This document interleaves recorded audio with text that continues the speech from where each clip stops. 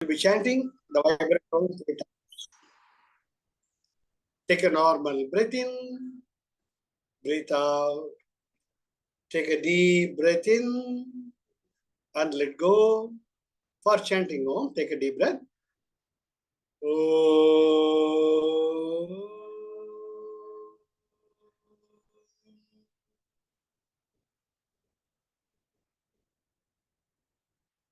Another deeper breath.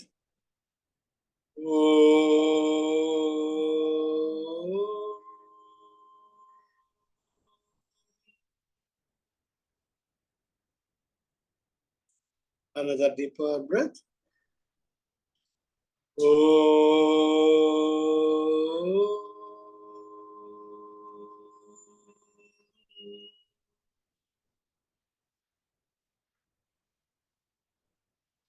Slowly and gradually open your eyes. So, போன கிளாஸ்ல எப்படி இந்த பிரபஞ்சத்தில் எத்தனை விதமான படைப்புகள் இருக்கின்றன, 84 லட்சம் படைப்புகள் இருக்கின்றன பார்த்தோம். அதுல மனித பிறவி தான் மிக மிக உயர்ந்த நிலையில் இருக்கிறது. இறைவனை அடையக்கூடிய ஒரு அற்புதமான வாய்ப்பு அந்த மனித பிறவிக்கு மட்டும்தான் உண்டு. ஏனென்றால் மனித பிறவியில் மட்டும்தான் படைக்கும் ஆற்றல் தரப்பட்டிருக்கிறது. மற்ற எல்லா உயிர்களும் இயற்கை அறிவின் பார்ப்பட்டு உந்துதலின் வழியாக தன் வாழ்க்கையை நடத்துகின்றன. ஆனால் மனிதன் ஒருவன் தான் தனக்கென ஒரு தனி பாதையை வகுத்து படைக்கும் ஆற்றலை பெற்று தான் படைக்கப்பட்டவைகள் அல்ல, படைப்பவரின் ஒரு அற்புதமான பாகம் என்பதை உணரக்கூடிய நிலை மனிதனுக்கு மட்டும்தான் உண்டு. அது பார்த்தோம். அப்ப அந்த மனித பிறவியில எப்படி 4 நிலைகள் இருக்குன்னு பார்த்தோம். பிரம்மச்சரியம், கிரகஸ்தாசிரமம், வானப்பிரஸ்தம், சந்நியாசம். இந்த 4 நிலைகளை பார்த்தா தனித்தனி கம்பார்ட்மெண்ட் மாதிரி இருக்கும். அதற்குரியான ஒரு அழகான குணங்கள் இருக்கும். அதை ஒட்டி வாழ்க்கையை அமைச்சுக்கிட்டா யாருக்குமே பிரச்சனை இருக்காது. மனிதன் தன்னுடைய பரிணாம வளர்ச்சியில் இறைவனை நோக்கி போய்கிட்டே இருப்பான்.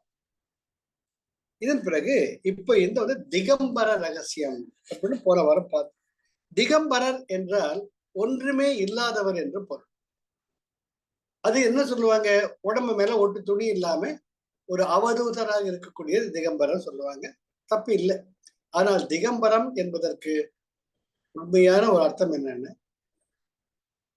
எந்த விதமான ஈடுபாடுகளும் பற்றும் ஒட்டுதலும் இல்லாமல் தான் தனக்கு தானே இருக்கக்கூடிய ஒரு நிலைதான் திகம்பரம் என்று சொல்வார்கள். இதுக்கு மேற்கொண்டு இது போன வாரம் பார்த்தோம். மேற்கொண்டு இப்ப நம்ம பார்த்தோம்னா அடுத்த நிலையில எப்படி இத்தனை நிலையில் நாம் இருந்தாலும் எப்படி நமக்கு இவ்வளவு தெளிவா தெரியுது. 84 லட்சம் யோனிகள் இருக்கிறோம், 4 நிலைகள் இருக்கிறோம், இருந்தாலும் ஏன் ஏதோ ஒரு சுழலை மாட்டிக்கிட்டு இருக்கோம் அப்படின்னா அதுதான் மாயை என்ற ஒரு நிலை. யாரையும் விட்டு வைக்கிறது ஒரு மயக்கம்,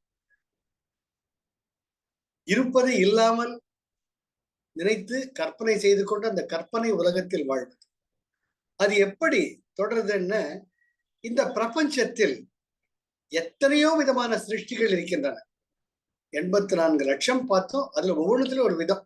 அப்படி இருந்தாலும் ஒவ்வொரு உயிருக்கும் உண்ண உணவு, தான் படுத்து உறங்கக்கூடிய உறக்கம் என்ற நிலை, அந்த சிருஷ்டி தொடர்ந்து வருவதற்கான ப்ரொக்ரியேஷன் படைக்கும் ஆற்றல் எல்லாமே. இது எப்படி வருது என்றப்ப முதல்ல கடலில் இருந்து ஆவியாக மாறி அது மேகங்களாக திரண்டு மறுபடியும் மழையாகவே இந்த நிலத்தில் விழுகிறது, பூமி தாயின் மடியில் விழுகிறது. அப்போ அதுதான் உற்பத்திக்கு அடிப்படை. இது ரொம்ப அழகா பார்க்கலாம். ஒரு அதாவது எந்த கட்டாந்தரையா இருந்தாலும் மழை பெஞ்சு முடிச்ச உடனே ஒரு 2 நாளை பார்த்தா பச்சை பச்சை பச்சையா புல் இருக்கும். அது வரைக்கும் அந்த புல் எங்க இருந்தது தெரியாது. அப்புறமா குட்டி குட்டி தவளைங்கெல்லாம் குச்சி குச்சி போயிட்டு இருக்கும். அது முன்ன நாள் வரைக்கும் இருக்காது. இந்த தவளைங்கெல்லாம் எங்க இருந்து வந்தது தெரியாது. மழை பெஞ்சு முடிச்சோம், அடுத்த நாள் நல்ல சூரிய வெளிச்சம் வரச்ச அத்தனை மரங்களும் அத்தனை இயற்கை பயிர்களும் பச்சை பசேர்ல பளபளபளன்னு இருக்கும். ஆக உயிர்ப்புக்கு எப்படி வெளிச்சம் சூரிய பகவான் அடிப்படையோ அதற்கு இணையாக மழையும் இருக்கிறது, வருண பகவான் நம்ம சொல்றோம். அப்ப என்ன, அந்த பூமி தாயின் மடியில் வளர வளர அந்த பயிர்களை உண்டு வளரக்கூடிய பலவிதமான கால்நடைகளின் மூலமாக நமக்கு என்ன கிடைக்குது? பால் கிடைக்குது, தயிர் கிடைக்குது இல்லையா? இதுல ரொம்ப அழகா சொல்லிட்டே வருவார். எப்படி உன்னுடைய வாழ்க்கை நீ பிறந்தவுடன் உனக்கான தேவைகள் பூர்த்தி செய்யப்படுகின்றன, அதே நேரத்தில் எப்படி ஒரு பிரமையான மாயைக்குள் உன்னை சிக்க வைக்கின்றன. இது ரெண்டுத்தையுமே இவில் இன்டர்வியூ. அது ரொம்ப அழகு. பூமியில உனக்கு எல்லாமே கொடுக்கறது என்று ஒரு பக்கம், உனக்கும் தெரியாம எப்படி மாயையில ஒவ்வொரு நாளும் சிக்கிக்கிட்டு இருக்கேன்றதை உணர்த்துற. பிறந்த உடனேயே பால் கொடுப்பது என்பது, பால் உணவு அருந்துவது என்பது இயற்கை அறிவு. கொஞ்சம் பையன் பிறகு பசுபால் தர்றாங்க, எருவப்பால் தர்றாங்க, தயிர் சாப்பிடுறாங்கிறாங்க, வெண்ணெய் சாப்பிடுங்கிறாங்க, நெய் சாப்பிடுங்கிறாங்க, காய்கறிகள் சாப்பிடுங்கிறாங்க. அப்போ நம்ம அந்த ருச்சிங்கிறது வருது. இந்த பால்ல கொஞ்சம் கல்கண்டு சேர்த்துட்டா நல்லா இருக்குமே இல்லையா? இந்த கத்திரிக்காய் மசாலாவில் இன்னும் கொஞ்சம் ஆட் பண்ண, ஸ்பைஸ் ஆட் பண்ணா இன்னும் ஜோரா இருக்குமேன்றப்ப ஏற்கனவே இருக்கக்கூடிய மனப்பதிவுகள் ஊர்ஜிதம் செய்யப்பட்டு அதை மேலும் மேலும் வளர்த்துக் கொள்கிறோம். உனக்கான தேவைகள் கொடுக்கப்படுகின்றன. ஆனால் அந்த தேவைகளே உன்னை ஒரு சிக்கலில் மாட்டி வைத்து விடுகிறது. அதனாலதான் சமண மதத்துல பார்த்தோம்னா உப்பே இல்லாம சாப்பிடுவாங்க அவங்க. அது ரொம்ப கஷ்டம். அதெல்லாம் நம்ம சைவ சமய குறவர்கள் ஆழ்வார்கள் சொல்றது, ஏன் அப்படி கஷ்டப்படுறீங்க? இறைவனை பார்த்து பக்தி செய்யுங்கள் தனி விதம். ஆனால் அந்த உப்பு கூட இல்லாம சாப்பிட்டா தான் உணர்வுகளை கட்டுப்படுத்த முடியும் என்பது சமண மதத்தின் சித்தாந்தம். அதே போல அடுத்து என்ன சொல்றாரு, ஆடுகளை படைத்து ஆடுகளின் ரோமத்தின் மூலமாக உனக்கு கம்பளி வேற கொடுக்கிறார். இவர்கள் அவர் அவ்வளவு டீட்டெயிலா சொல்லி இருக்கிறார் ஜீவ பிரம்மைக்கு வேதாந்த ரகசியத்துல. உனக்கு குளிர் எடுத்துச்சுன்னா உன்னுடைய சருமம் அதை ஏற்காது, அது மேல போர்வை வேணும், போத்திக்கணும். அது மூலமா அம்பாள் என்ன பண்றா, பருத்தி ஆடை உற்பத்தி பண்ணி தர்றா, ஆடுகளின் ரோமத்தினால கம்பளி உற்பத்தி செய்ய சொல்றா. ஆக மனிதனுக்கு தன்னைத்தான் பாதுகாத்துக் கொள்ளக்கூடிய ஒரு கிரியேட்டிவ் எனர்ஜி அதையும் கொடுக்கிறார். என்ன அழகா அதை அப்படி கொண்டு வர பாருங்க. வேற இந்த ஆடோ போயிட்டு, ஆடுக்கு ஏற்கனவே ரோமம் இருக்கிறதுனால ஹெல்த் இஷ்யூஸ் கிடையாது. அதே போல பூனை நாய் எல்லாமே பார்த்தோம்னா குளிர் அதை தாக்கவே தாக்காது. அதே போல புறா, காக்கா, கழுகு எல்லாமே சிங்கம் முதற்கொண்டு மழை பெஞ்சா மழையில் நனையும். அப்புறம் ஒரு உடம்பு அப்படி ஒரு சிலு சிலுத்துச்சுன்னா எல்லா தண்ணியும் போயிடும், ட்ரை ஆயிடும். நம்மளால முடியுமோ? முடியாது. ஆக முடியாது என்ற நிலையை மனிதனுக்கு உருவாக்கி அந்த முடியாததிலிருந்து எப்படி தன்னை காத்துக் கொள்வது என்ற படைக்கும் ஆற்றலை நுணுக்கமாக தந்திருக்கிறார் அந்த இறைவன். சுத்தி முத்திலையும் பார்க்கிறார், ஆட்டு ரோமம் நிறைய இருக்கு, ஆட்டை பிடிச்சி அதெல்லாம் கட் பண்ணி அதுல கம்பளி வேலி விதவிதமா ரகரகமா வண்ண வண்ணமா கம்பளி எல்லாம் கொடுக்குறாரு இல்லையா? இதை நான் முக்கியமா சொல்ல வேண்டியது என்னன்னு, நாம் பிறப்பு எடுத்த உடனேயே ஒவ்வொரு அனுபவமும் நமக்குள் இருக்கக்கூடிய ஆழ்நிலை மனப்பதிவை இன்னும் ஊர்ஜிதமாக்கி பல விதங்களில் வளர்க்கிறது. இரண்டாவது, அதன் மூலமாக நம்ம இன்னும் ஆழ மாயையில் சிக்க வைக்கிறது. மூன்றாவது, மற்ற உயிர்களால் முடியாததையும் தன்னால் முடிக்க முடியும் என்ற ஒரு படைக்கும் ஆற்றலையும் இருக்கிறது என்பதை நமக்கு உணர்த்துகிறது. அதுதான் மனித பிறவி. அந்த படைக்கும் ஆற்றல் எப்படி இருக்கணும்? தனக்கு நல்லதை பண்ணிக்கிட்டு மற்றவாளுக்கு நல்லதை பண்றதா அமைஞ்சா உனக்குள் இருக்கக்கூடிய இறைமை தானாக வெளிப்படும். இவையெல்லாம் பண்ணிட்டு என்ன சொல்றாரு அவர் கடைசியில? அது பண்ண பண்ண மற்ற உயிர்களுக்கும் இருக்கக்கூடிய அந்த படைக்கும் ஆற்றல் என்பது காமமாக வெளிப்படுகிறது. அதன் மூலமாக கல்யாணம், காட்சி, குழந்தைங்க வந்தவுடனே அந்த தொடர் அப்படியே போறது. குழந்தைய வளர்க்கணும், குழந்தைகளுக்கான காலகாலத்துல படிக்க வைக்கணும், குழந்தைகளுக்கு உரிய காலத்துல கல்யாணம் பண்ணணும். இதுல எல்லாமே பாத்தீங்கன்னா நான் நான் நான் நான் நான் எனது என்னுடைய எனக்கு என்பதை பந்தப்படுத்திக்கிட்டு சிக்கல்ல வர்றச்ச நீ சொல்ற ஒரு பேச்சே உங்க பையன் கேட்க காட்டியோ, நீங்க எதிர்பார்த்த மாதிரி ஒரு நிகழ்வை நிகழ காட்டியோ உடனே உங்கள் மனமானது பாதிக்கப்படுகிறது. அப்பொழுது உங்களை பாதிப்புக்கு உள்ளாக்குவது எது? நம்ம சொந்த செலவுல வச்சுக்கிட்ட சூன்யம் தான். யாராச்சும் கல்யாணம் பண்ணி சொன்னாங்களா?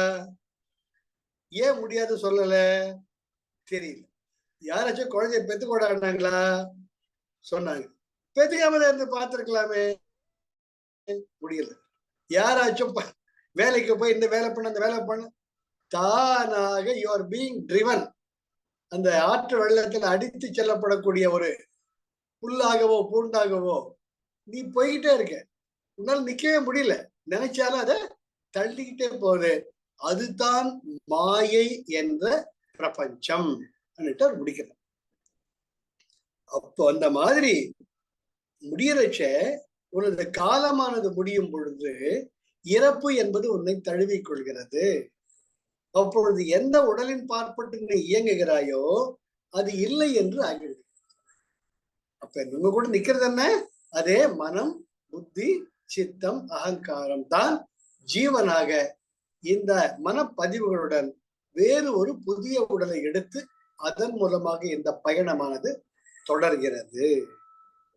அது என்ன ஒரு அழகா அந்த ஆசைகளின் பதிவு ஒரு புகை மூட்டம் மாதிரி அவனை மூடிக்குதுங்கிற. அது ரொம்ப ஒரு அழகான எக்ஸாம்பிள். இவர் என்ன கொடுக்குறாருன்னு, ரப்பர் மரம். ரப்பர் மரம் பெருசா நல்லா வளர்கிறது. அதுல மொள்ள கொஞ்சம் கட் பண்ணி அந்த பாலை கலெக்ட் பண்ணுவாங்க. எரேசர் ரப்பரை உருவாக்குறதுக்கு அந்த மரத்தினுடைய பட்டைய கொஞ்சம் சீவி அப்படியே அது கசியும். பார்த்தா அது வெள்ளையா இருக்கும். அது என்ன பண்ணுவாங்க? காய்ச்சுவாங்க. காய்ச்சரைச்ச அது என்ன ஆகுது? கருப்பா மாறும். அதுக்கப்புறம் ப்ராசஸ். இவர் என்ன சொல்ற, ஒரு உதாரணத்துக்கு அது இயல்பா வெள்ளையா இருந்துச்சு. அது என்ன ஆகுது? தான் என்ற ஒரு ப்ராசஸ்ல மாட்டிக்கிடுச்சு, கருப்பா மாறிடுது. கருப்பா மாறினதுக்கு அப்புறமா தான் வெள்ளையா இருந்தாங்கிறதையே அது நினைவிலேயே இல்லாம போயிடும். அந்த மாயைக்கு ஒரு உதாரணமாக சச்சிதானந்த யோகேஸ்வரர் கொடுக்கக்கூடிய உதாரணம். அடுத்தது ஒன்னு என்ன சொல்றாரு? வெள்ளை வெள்ளையான ஒரு செவரு இருக்கு, அது மேல வெள்ளை அடிச்சிருக்கீங்க நீங்க. அந்த காலத்து ஆள், அதனாலதான் இந்த எக்ஸாம்பிள் சொல்றாரு. அது பக்கத்துல 4 கல்லு வச்சு வெந்நீரை வைக்கிறது அண்டாவை வைக்கிற அந்த விறகெல்லாம் மூட்டுருச்ச அந்த வெள்ளை சுவர் மேல கருப்பா அந்த புகை படிஞ்சிடுது. அந்த புகை படிஞ்ச உடனே இது வெள்ளை சுவரே கிடையாது, கருப்பு சுவர் நம்ம நினைக்க ஆரம்பிச்சோம். இதெல்லாம் அவர் கொடுக்கக்கூடிய ஒரு உதாரணம்.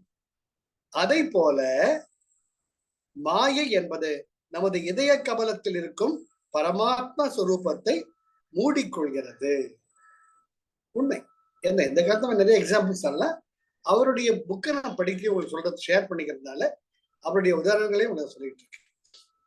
அதனால அவர் என்ன சொல்றார்? பதி, பசு, பாசம் என்பதுதான் சைவ சித்தாந்தத்தின் அடிப்படை கொள்கைகள்.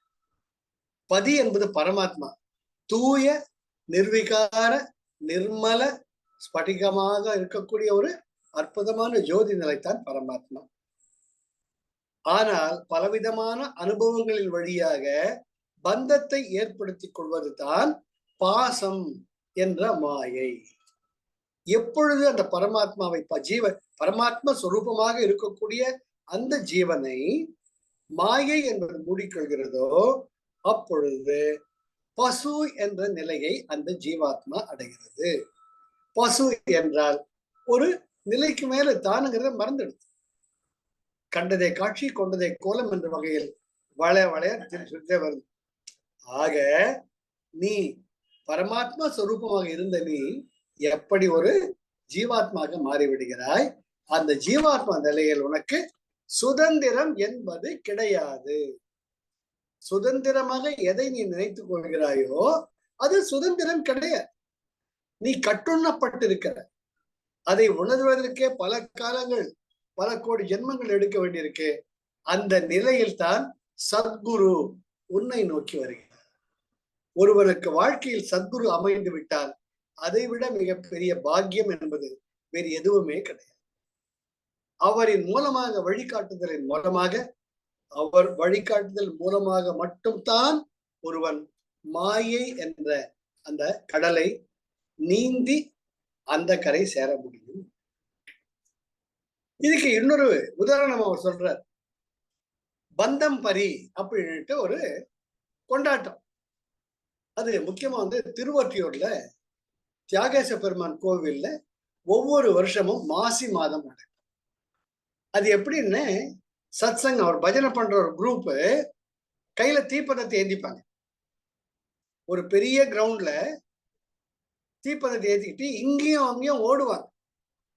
ஓடுறச்ச பாட்டு பாடிக்கிட்டு நாராயணா நாராயணன் பாட்டு பாடிக்கிட்டு சிவா சிவா சிவா நமசிவாயான்னு பாட்டு பாடிக்கிட்டு அந்த தீப்பந்தத்தை தம் முதுகுல உடம்புல எல்லாம் அடிச்சுப்பாங்க. அந்த உடம்புல எல்லாம் அந்த கறி அப்படியே படிஞ்சிருக்கும். அது ஒரு வகையான பக்தி. இவர் சொல்றார், இது எதுக்காக ஏற்பட்டுச்சுன்னா, தீப்பந்தமாக ஜோதி ஸ்வரூபமாக இருந்த நான் பந்தமாகிய இந்த தீப்பந்தமாக மாறி என்னை நான் இழந்து கடைசியில் கரிக்கட்டையா ஆயிட்டேன். இந்த கரிக்கட்டை நிலை மேறதுக்கு மறுபடியும் நான் ஜோதி ஸ்வரூப நிலையை அடைய வேண்டும் என்பதை விளக்கும் நிகழ்ச்சி தான் ஆண்டுதோறும் மாசி மாதம் திருவொற்றியூர்ல இந்த பந்தம் பரி என்ற ஒரு கொண்டாட்டம், பந்தம் பரி என்ற ஒரு திருவிழா இன்றைக்கும் நடைபெறுகிறது. அதை நானும் பார்த்திருக்கேன். இதை நான் பார்த்திருக்கேன்னு திருவொற்றியூர்ல பார்க்கல. ஏலகிரி மலையில ஒரு முறை சத்சங்க கூப்பிட்டு இருந்தாங்க. எங்க டாக்டர் போயிருந்த எல்லாருமே. அப்ப இந்த திருவொற்றியூர் குரூப் அங்க வந்திருந்தது. எங்களுக்கு நாங்கெல்லாம் ஆர்ட் ஆஃப் லிவிங்ல சத்சங்கம் பாடுறதுக்கு கூப்பிடுவாங்கட்டு மணிக்கணக்கா வெயிட் பண்ணிட்டு இருக்கோம். ஆனா இவங்க தவாரண களத்துல இறங்கி குதிச்சு பெரிய ஹால் பந்தத்தை கொளுத்திக்கிட்டு முதுகல டமால் டிவியில் அடிச்சு இங்க அங்க ஓடிட்டு இருக்காங்க. அப்பதான் அவர் கேட்டேன், அங்க அந்த கோவில் பட்டாச்சாரியார் அவர் சொன்னாரு, சார் இது பேர் தான் பந்தம் பரின்னு சொல்லுவாங்க, திருவொற்றியூர்ல ரொம்ப ஃபேமஸ் இது, அந்த குரூப்பை இன்வைட் பண்ணியிருந்தாங்க, அதுதான் சார் இது அப்படின்னு சொன்னாங்க. இதுதான் பந்தம் பரி. இதனுடைய தாற்பயம் என்னவென்றால், ஒளி ஜோதி ஸ்வரூபமாக நான் ஒளிர்ந்து கொண்டிருந்தேன். ஆனால் என் நிலை இழந்து நான் மாயை என்ற ஒரு சுழலில் மாட்டிக்கொண்டு என்னை நான் இழந்து விட்டேன். மறுபடியும் அந்த தீப்பந்தத்தை ஏந்தி என்னுடைய சுய முயற்சியால் சத்சங்கத்தின் வழியாக என்னை நானே தீயினால் சுட்டுக்கொண்டு தீயாக மாறுவேன். மறுபடியும் எனக்குள் இருக்கக்கூடிய இறைமையை உணர்வேன் என்பது தான் இதனுடைய ரகசிய அர்த்தம். அதாவது அடிப்படை உண்மைங்கிறது இவர் ரொம்ப அழகா சொல்றார். அதன் பிறகு என்ன சொல்றார், இது எல்லாமே உனக்குள்ள இருக்கக்கூடிய ஜோதி ஸ்வரூபத்தை விளக்குறது. போன வாரமே சொன்னேன், எப்படி திருவண்ணாமலை அண்ணாமலை தீபம். நான் இந்த மாதிரி திருவண்ணாமலை போயிருந்த கூட கேட்டேன் ஒருத்தர், சார் இது போல ஜீவ பிரம்மைக்கு வேதாந்த ரகசியத்துல அவர் சொல்லியிருக்கிறார், அந்த காலத்துல எல்லாம் 3 பெரிய கற்பாறைக்கு நடுவுல நிறைய துணி, காடா துணி மாதிரி சுத்திடுவாங்க, அது மேல நெய் ஊத்துவாங்க. அதனால நெய்ல சோக்கான உடனே இந்த 3 பாறைகளையும் ஒரு திரையால மூடிடுவாங்க, துணியால. அந்த திருவண்ணாமலை கார்த்திகை பௌர்ணமி தீபத்தன்று அந்த நெய் தீபத்தை ஏற்றிவிட்டு அப்புறம் அந்த மாயை என்ற திரையை அவர்கள் எடுத்துருவாங்க, விலகுவாங்க. அப்போ அந்த ஒளியை பார்த்துதான் இங்க அருணாச்சலேஸ்வரர் கோயில்ல விளக்கேற்றுவார்கள் என்பது மரபு. இதை கேட்ட விசாரிச்சு இப்ப திருவண்ணாமலை போறப்ப, சார் அதெல்லாம் மறந்துட்டாங்க எல்லாருமே, இப்பெல்லாம் இங்க விளக்கேற்ற அங்க ஏத்துறாங்க அப்படின்னு சொன்னார். ஆனால் ஜீவ பிரம்மைக்கு வேதாந்த ரகசியத்துல அண்ணாமலை தீபத்தின் ரகசியார்த்தம் சொல்றச்ச, எப்படி நம்முடைய கைலாசம்ங்கிறது நம்முடைய பைனியல் கிளாண்ட், நமக்குள் ஞான தீபம் எப்பொழுது சுடர் விடுகிறதோ அந்த சுடரின் ஒளியை பார்த்து நம் வாழ்க்கையை நடத்தி வந்தால் நம்முடைய ஞானேந்திரியங்களும் கர்மேந்திரியங்களும் தாமும் ஜோதி ஸ்வரூபமாக மாறும். அதை விளக்குவது தான் நாம் செய்யக்கூடிய சாதனை. இதுதான் திருவண்ணாமலை தீபத்தினுடைய ரகசிய அர்த்தம் அப்படின்ட்டு இவர் அவருடைய புக்கு சொல்லியிருக்காரு. ஸோ இதை பார்த்தோமா. அடுத்தது இப்ப பார்த்தாச்சு எப்படி நம்ம முக்கியமா பார்க்க வேண்டியது அந்த 10 காம குரோதாதி குணங்கள், ஈஷ்ணை திரயங்கள். இதன் 2 தான் நம்ம கட்டி போடுது. இப்ப அதுல இருந்து எப்படி விடுபடுறது அப்படிங்கிறது நெக்ஸ்ட் ஸ்டெப். ஜீவன் மாயை என்னும் கட்டிலிருந்து விடுபடுதல். அது எப்படி ஆறுது? இந்த நல்வினை தீவினை, தீவினை நல்வினை என்று மாறி மாறி மாறி நாம் செயலாற்றாமல் இருக்க முடியாது. எப்பொழுது உயிர் பிரிக்கிறதோ, உயிரும் உடலும் உளமும் உணர்வும் உளவாம் கிளை 2 உந்தி பெற, ஒன்று அவற்றின் மூலம் உந்தி பெற அப்படின்ட்டு பகவான்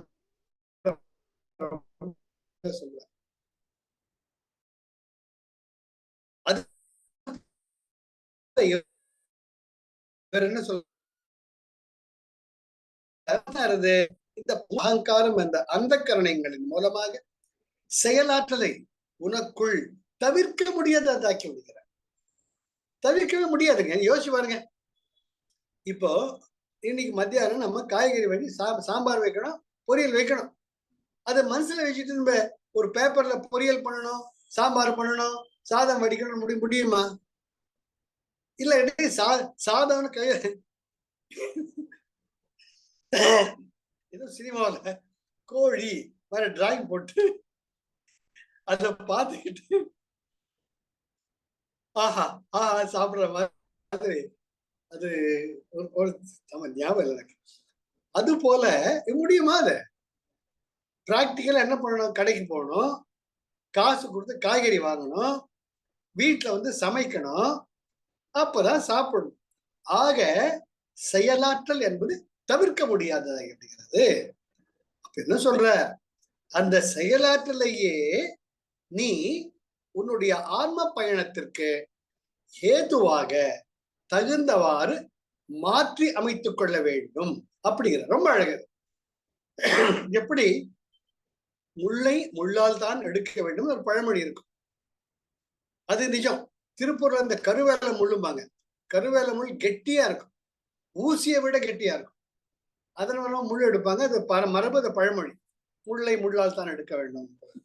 அது போல எந்த ஒன்று உன்னை மாயையில் ஈடுபடுத்துகிறதோ அதன் மூலமாகவே தானே மாயையிலிருந்து விடுபட முயல வேண்டும் அப்படிங்கிறது. இவர் என்ன சொல்றார்? சாம்பார் வேணும், சாதம் வேணும், காய்கறி பொரியல் வேணும், ரைட்டு பண்ணதுக்கு அப்புறமா இது இவ்வளவு ருசியா இருக்கு, அவ்வளவு ருசியா இருக்கு இல்லாம தேவைக்கு உன்னுடைய ருச்சிகளை, உன்னுடைய இந்திரியங்களை அதிகப்படுத்தாமல் இந்த உடலை பராமரிப்பதற்கான வழிமுறைகளுக்கு அந்த உணவு பயன்பட வேண்டும்.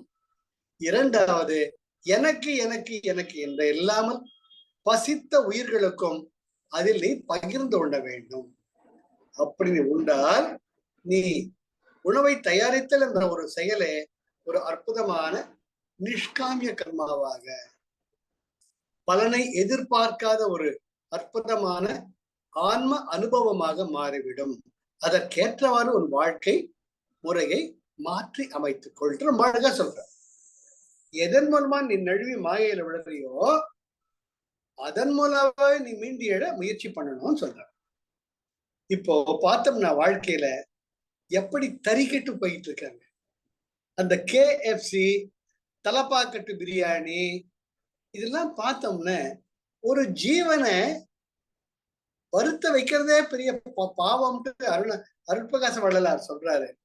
வாடிய பயிரை கண்ட போதெல்லாம் வாடினேன்னு சொல்றாரு. புலான் உண்ணான் அவனை எல்லா உயிரும் கைத்தொழும் அப்படின்னு வள்ளுவர் சொல்றார். இது எல்லாம் படிச்சு அறிவு சார்ந்த மக்களா நாம் இருந்து கொண்டு கூட எப்படி ஒரு மாயச்சூழலை ஏற்படுத்திக்கிட்டு நம்ம போயிட்டு இருக்கோம். நேற்று தான் திருவண்ணாமலையில் பேசிட்டு இருந்துச்சே, they have found out a group of people who have been doing biryani out. திடீர்னு திருவண்ணாமலையில பூனைகள்லாம் காணாம போயிடும். Recently proven one. பூனை பூனைகளே கிடையாது, பூனையெல்லாம் காணாம போயிடுது. என்னடான ஒரு பூனையை பிடிச்சிட்டு வந்தா 3 ரூபாய். அந்த பூனையை வந்து வேண்டாம், அதெல்லாம் சொல்ல கஷ்டமா இருக்கு. அது மாதிரி பூனைங்க நாய்ங்க எல்லாம் காணாம போயிட்டு அதுல கலப்படம்.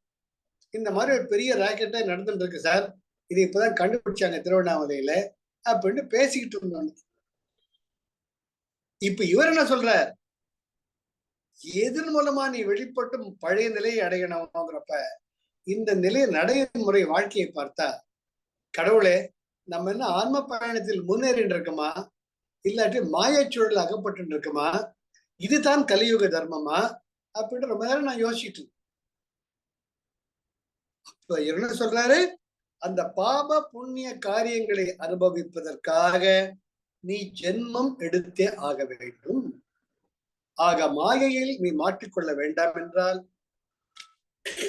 இரண்டு வழிகள் தான் இருக்கின்றன.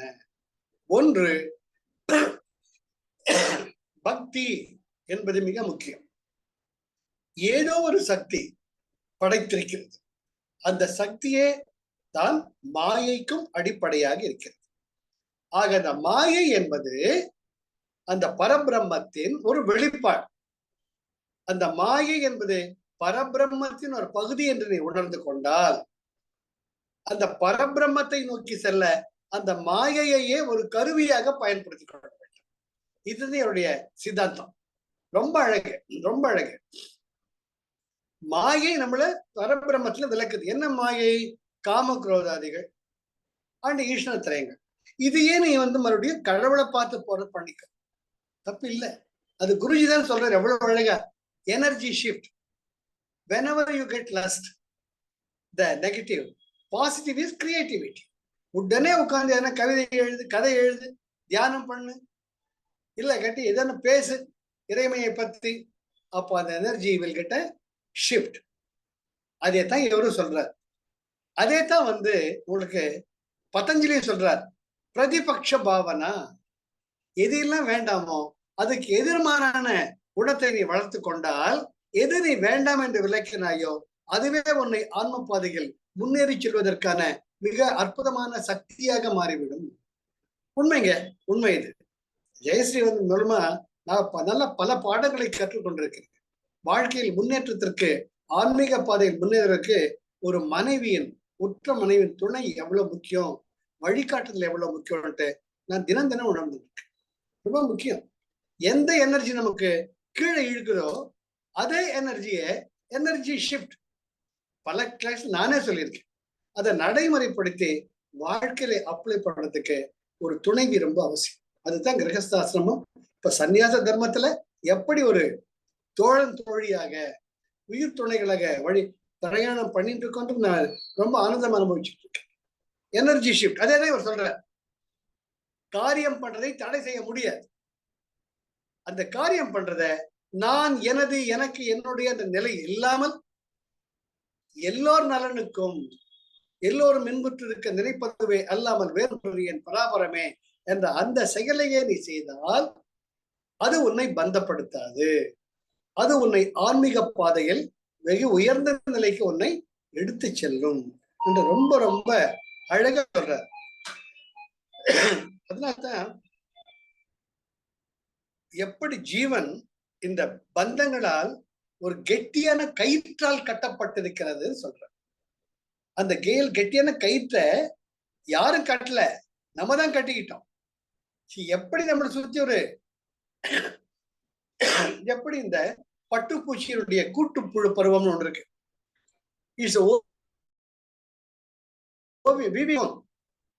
அதே பட்டுப்பூச்சி தான் காலகாலத்துல அந்த கூட்டு அந்த கூட்டு கூட உடைச்சுக்கிட்டு வெளியே வண்ணத்து பூச்சியா பறந்து வருது இல்லையா? அது போல மாயையில் நாம் நம்மை சுற்றிய மிகப்பெரிய ஒரு வலையை பின்னிக் கொண்டு இருந்தாலும் இது ஒரு நம்மை கட்டுப்படுத்தக்கூடிய ஒரு கூடு என்பதை நீங்கள் உணர்ந்து கொண்டால் உங்களுக்குள் இருக்கக்கூடிய அந்த பரபிரம ஸ்வரூபமே உங்களுக்கு அற்புதமான வழியை காட்டி நீங்கள் உங்களை சுற்றி வகுத்து கொண்ட அந்த கூட்டிலிருந்து வெளிப்படக்கூடிய சக்தியும் உங்களுக்குள்ள இருக்கு. ரொம்ப அழகுங்க, ரொம்ப அழகு. அது மட்டும் இல்ல, he adds one more point. யாரெல்லாம் புண்ணியம் பண்ணிருக்கீங்களோ அவங்கதான் இந்த பரத கண்டத்துல பிறக்க முடியுங்கிறார். சார் எப்பேற்பட்ட ஞானி சார், நாஸ்ட்ரடாமஸ் மாதிரி இவரு காலபுருஷ தத்துவம்னு புக் எழுதியிருக்காரு. அதுல கலியுகம் முடிந்த வரைக்கும் என்னென்ன நடக்கும் எழுதி போயிட்டார். கொரோனா வந்தது கூட எழுதியிருக்காரு. மனுஷன் இப்படிதான் போவான்னு எழுதியிருக்காரு. இது நீங்க பார்க்கணும். சச்சிதானந்த சுவாமி யோகேஸ்வருடைய காலபுருஷ தத்துவம்னு ஒரு புஸ்தகம். அதுல எப்படி நாஸ்ட்ரடாமஸ் சொல்ற மாதிரி எல்லாமே சொல்லியிருக்கு. அது வேற விஷயம். அதுல இவர் என்ன சொல்றார், புண்ணிய புருஷர்களுக்கு மட்டுமே இந்த பரத கண்டத்தில் பிறக்கும் வாய்ப்பு சித்திக்கும், மற்றவர்களுக்கு சித்திக்க மாட்டா. ஆக பரத கண்டத்துல நீ பிறப்பு எடுத்தால உன்னுடைய ஒரே வேலை, மெயின் வேலை, மேஜர் வேலை, லட்சியம், குறிக்கோள் எல்லாமே உனக்குள் இருக்கக்கூடிய இறைமிகை உணர்வது ஒன்றுதான். மற்றபடி உன்னுடைய தேவைகள் தானாக கொடுக்கப்படுகின்றன, இறைமையால் கொடுக்க. அது பார்த்துட்டு இருக்கேன் சார் நானு. இது நான் நிறைய பார்ப்பேன். இப்போ பாப்பா ராமதாஸ் புக்கு படிச்சுக்கிட்டு இருந்தேன். அதுல அவர் டெல்லியில ஏறி ரிஷிகேஷுக்கு போறார் ட்ரெயின்ல. அவர் திடமான நம்பிக்கை. யாருன்னா ட்ரெயின் டிக்கெட் டிடியை இறக்கி விட்டா என்ன பண்றது, யாரா பிடிச்சிட்டு ஃபைன் போட்டா என்ன பண்றது, காசு இல்லையே அப்படின்னு நினைச்சுக்கிட்டு, கடவுளே நான் உன் கூட ஐக்கியமாகணும்னு ரிஷிகேஷுக்கு வந்துட்டு இருக்கேன், காப்பாத்துன்னு ஜன்னல் மூலம் உட்காந்துப்பார். இவர் டெல்லியில இருந்து ரிஷிகேஷ் போய் இறங்குற வரைக்கும் யாரையும் ஒரு கேள்வி கேட்பாரு. இது பல விதமா பார்த்துக்கிட்டு. திருவண்ணாமலை இன்னைக்கும் எத்தனையோ ஆயிரக்கணக்கான சாதுக்கள் இருக்காங்க.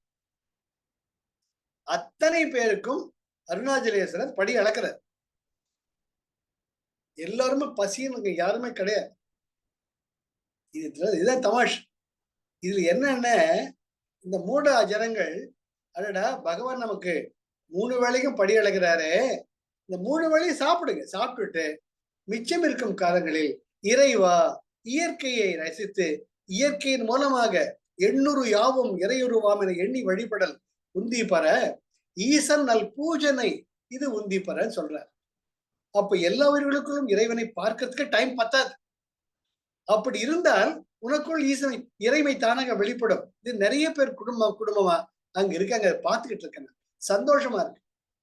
அதே நேரத்துல இதை ஒரு மாயை வழியில் போய் எப்படி ஒரு அற்புதமான வாய்ப்பை தவற விடுகிறார்கள் என்பதையும் நான் பார்த்துக்கிட்டு இருக்கேன். எங்க அண்ணா வீடு கட்டுறப்ப மத்தெல்லாம் இருப்ப ஒரு மேஸ்திரி ஒருத்தர் இருப்பார். அவர் பேர் வீராசாமி. அவரு கொல்லூர் இந்த மூலமட்டம் கல் இதெல்லாம் வச்சுக்கிட்டு சைக்கிள்ல போயிட்டே இருப்பார். இது அண்ணா வீடு கட்ட அந்த பக்கம் பக்கத்துல நிறைய வீடு கட்டுற டைம்ல பார்த்துருக்கேன். ஒரு ஃப்ரெண்ட்ஷிப். எனக்கு ஏன் சௌக்கியமாம சௌக்கியம். அப்புறம் மாசம் மாசம் திருவண்ணாமலை போவேன்.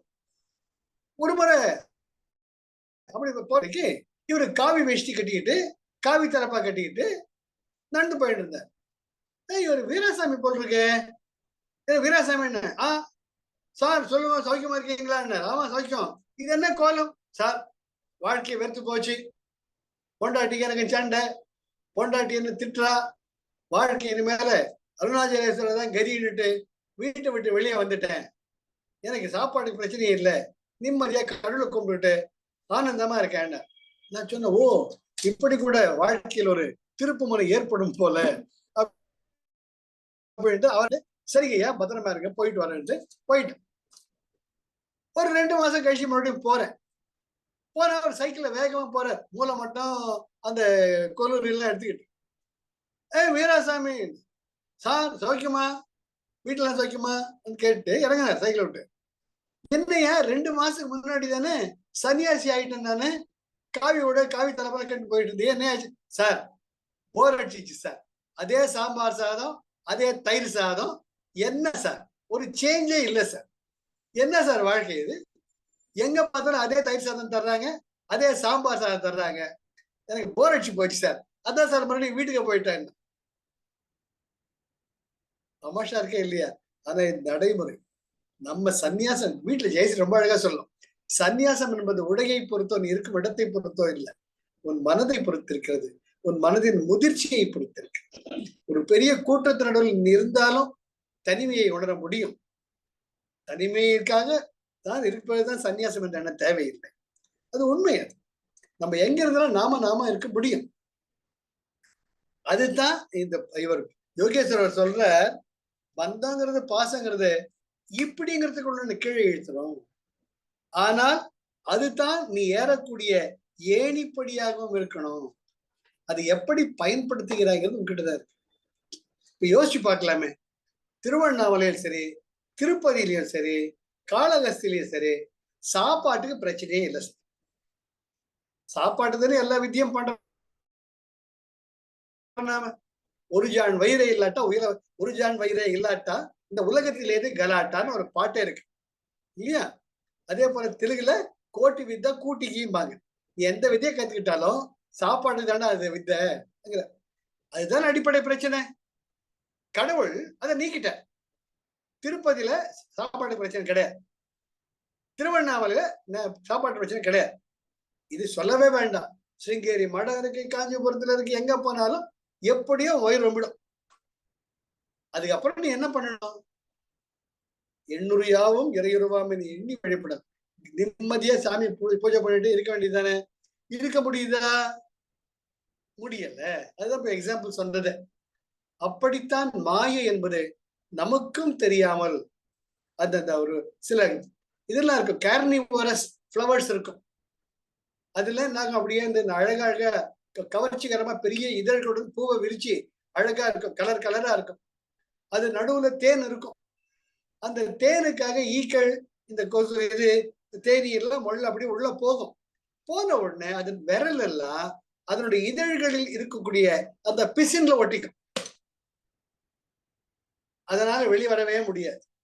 சாயங்காலமான உடனே அந்த இதழ்கள் அப்படியே மூடிக்கும்.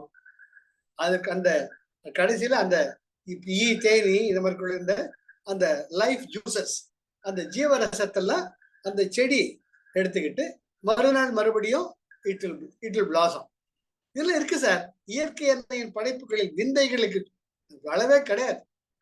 கார்னிவோரஸ் ஃப்ளவர்ஸ் தேரா. அது போல இந்த மாயை எனக்கூடிய இந்த அற்புதமான வண்ண ஜாலம் நிறைந்த இதில் படைப்பு என்பது மிக விசித்திரமானது. எங்க எப்படி நம்ம நழுவி விடும் சொல்லவே முடியாது. அதனால்தான் இவர் சொல்றார், ஏ அப்பா பரத கண்டத்துல பிறந்திருக்க, இதை மிஸ் பண்ணிடாத. எப்பவுமே நொடி நொடியும் வந்து இறைவனை மீட்டு பார்த்துக்கிட்டே இருக்கணும். அப்ப என்ன சொல்றார்? What are the gradations? ரொம்ப அழகு சார், ரொம்ப அழகு. மாயையிலிருந்து வெளிப்படுத்துக்கு கிரடேஷன் சொல்றார் பாருங்க. முதல்ல ஆலய வழிபாடல் மூலம் படைப்பின் ரகசியத்தை நீ உணர்கிறாய். இது ஒரு வேர்ட், ஒரு சென்டென்ஸ். ஆலய வழிபடல் மூலம் படைப்பின் ரகசியம் தெரிகிறது. எப்படி படைப்பின் ரகசியம் தெரிகிறது? நீங்க யோசிச்சு பாத்தீங்கன்னா, துவஜஸ்தம்பம் கொடிமரத்துக்கிட்ட போய் நமஸ்காரம் பண்றீங்க. கொடிமரம் என்பது வானுர ஓங்கி இருக்கு, மேல் அண்ணாந்து பாக்குறீங்க.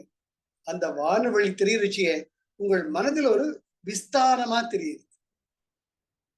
அடுத்தது கணபதி, மூலாதார கணபதி குட்டு போட்டுக்கிறீங்க.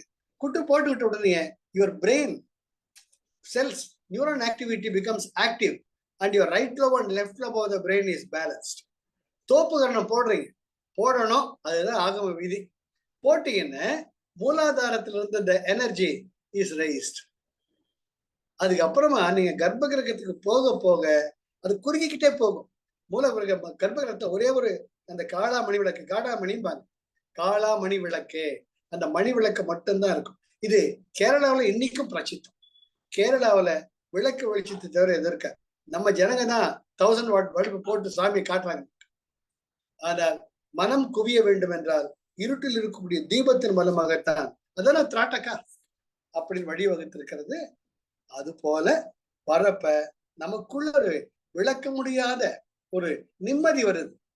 அப்புறமா அந்த ஆலயத்தினுடைய ஸ்தல விருட்சம் அது சுத்தி வர்றச்சு வந்துட்டு அங்க ஒரு பிள்ளையா இருப்பார். அந்த இடத்துல உட்கார்ந்துக்கிட்டீங்கன்னா the geo electricity gets aligned with your bioelectricity.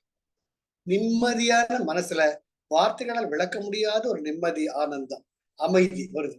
ஓ ரொம்ப சுகமா இருக்கே. அப்போ இறைமை, the positive vibrations. ஆக சொல்றார், ஆலய வழிபடல் மூலம் படைப்பின் ரகசியம் தெரிகிறது. ஓ, எண்ணங்கள் இல்லாமல் நிம்மதியாக இருந்தால் எவ்வளவு ஆனந்தமா இருக்கு என்ற ஆனந்தத்தின் கிளிம்ஸ் உங்களுக்கு தெரியுது. இதுக்கு கூட குருஜி சொல்றது அதுதானே சொல்றேன். நேத்து போட்ட மெசேஜ், எப்ப நீ யோக நித்ராவில் you get a glimpse of your real self. கிரியா பண்ணி முடிச்சுட்டு அந்த நிம்மதியா யோக நித்ராவில் இருக்கச்ச நீ யார் என்ற அந்த ரகசியம், உன்னுடைய ஆன்ம ஒரு தரிசனம் அந்த ஒரு சில வினாடிகள் உனக்கு கிடைக்கிறதுங்கிற இது ஒண்ணு. அடுத்தது ஈஸ்வர பக்தியுடன் அந்த கோயிலுக்கு போயிட்டு வரச்சியே ஏதோ ஒரு மிகப்பெரிய சக்தி. இந்த கோயிலுக்கு போனீங்கன்னா சின்ன குழந்தைங்களை பார்க்கலாம், தத்தி தத்தி ஓடுற குழந்தைங்களை பார்க்கலாம், நல்ல அழகான யுவதிகளை பார்க்கலாம், அதே நேரத்துல மிடில் ஏஜ் நடுத்தர வயதோட பார்க்கலாம், வயதானவர்களை பார்க்கலாம், நடக்க முடியாதவர்களை பார்க்கலாம், கையை கால இழுத்துட்டு போறவர்களை பார்க்கலாம். ஆக பசி, பிணி, மூப்பு, இறப்பு என்பது தவிர்க்க முடியாத பல படிகள் இந்த வாழ்க்கையில் என்பதை ஒரு கோயிலுக்கு போயிட்டு வந்தீங்கன்னா தெரியும். அந்த கோயில் வழியா பிச்சைக்காரங்க உட்கார்ந்து இருப்பாங்க. அவங்க என்ன பிச்சை எடுத்து ஹாப்பியாக உட்கார்ந்து இருக்காங்க, வேற வழி இல்லை, உட்கார்ந்து இருக்காங்க. ஓ, இப்படி இருக்கா, இதன புத்தரை தம்முடைய நிலையை மாற்றி இந்த உலகம் துக்ககரமானது என்பதை, ஆசைகளே துன்பத்திற்கு மூல காரணம் என்ப அற்புதமான தத்துவத்தை இந்த உலகத்திற்கு வழங்க கௌதம புத்தருக்கு அதுதானே மூல காரணமா இருந்தது. அதனால இவர் சொல்ற, கோயிலுக்கு போனா ஈஸ்வர பக்தி வரும், தர்ம குணங்களும் வரும். ஈஸ்வர பக்தியும் தர்ம குணங்களும், இதுதான் என்னது, டிவோஷன் அண்ட் கம்பேஷன் வரும் பொழுது உனக்கு புண்ணியம் உண்டாகிறது. அந்த புண்ணிய காரியம் அடுத்த ஜென்மத்தில் அதைவிட ஒரு மேன்மையான நிலையை கொடுத்து உனக்கு வழிகாட்டும். நாம் முக்கியமாய் ஜனனம் எடுத்ததே மாயையில் அகப்பட்டிருக்கும் ஜீவாத்மாவை விடுவித்து விடுதலை பெறுவதற்கே ஆகும். இப்படிப்பட்ட ஜீவ பிரம்ம ஐக்கியமே மோட்சம் என்று சொல்லும். இதுதான் எப்படி மாயையை நழுவி விடணும், அதே மாயையை எப்படி நமக்கு ஒரு ஏணிப்படிகளா உபயோகப்படுத்தி அதன் மூலமாகவே நாம் மாயையிலிருந்து விடுபட்டு ஜீவத்தை பிரம்மத்துடன் ஐக்கியப்படுத்த முடியும் என்பதை மிக அழகாக விளக்கியிருக்கிறார். ரொம்ப ரொம்ப அழகு. ஆக கோயில் ஆலயம் தொழுவது சாலவும் நன்று. அவையா சொல்லியிருக்காங்களோ இல்லையா, கோவில் இல்லா ஊரில் குடியிருக்க வேண்டாம். ஆக ஏதோ ஒரு சக்தி அங்க இருக்கு.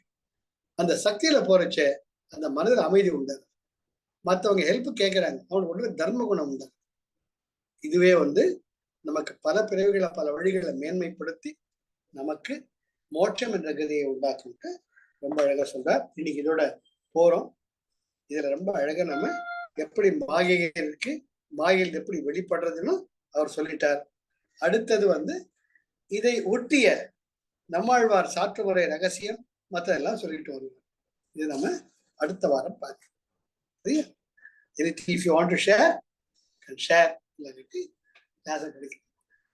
Life is love. Life is joy. Life is enthusiasm. Anything you want to share? Papa. Jai Gurudev. Vanakkam. Happy New Year, Pa. Tamil புத்தாண்டு வாழ்த்துக்கள். தமிழ் புத்தாண்டு வாழ்த்துக்கள். அருள் சார், லட்சுமிமா. Thank you. Same to you, Nisha. சோபக்கிருது வருடம்.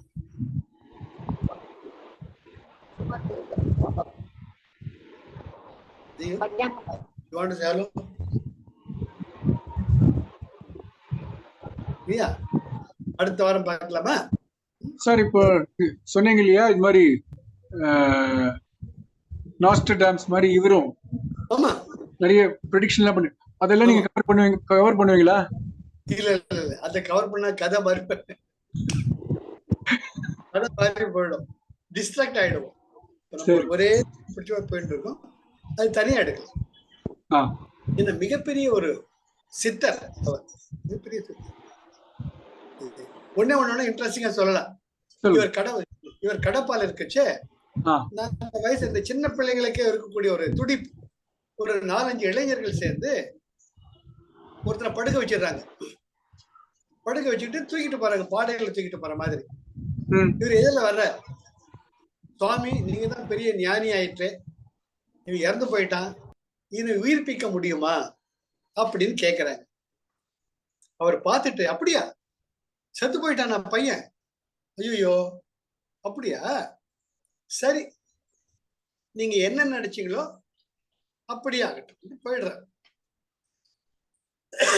இவங்க எல்லாம் கை கொட்டி சிரிச்சுட்டு இவருக்கு ஒண்ணுமே இல்லை அப்படின்னுட்டு போனதுக்கு அப்புறமா ஃப்ரெண்டை எழுப்புறாங்க. எங்க இருக்கான், செத்த போயிட்டான். வரலாறு, கடப்பால வரலாறு.